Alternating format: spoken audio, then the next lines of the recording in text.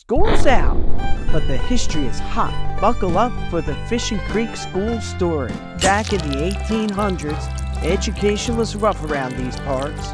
Kids learned in a log cabin, probably with leaky roofs and squirrels for classmates. Fast forward to 1888, and things got a fancy upgrade. A new schoolhouse with actual walls and windows. What a luxury.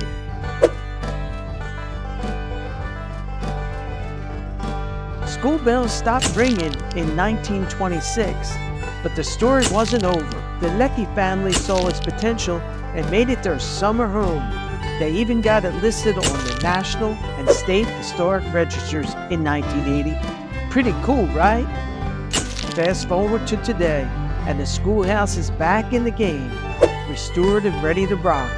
It's hosting events, telling stories, and keeping the community spirit alive. Do you have a schoolhouse memory?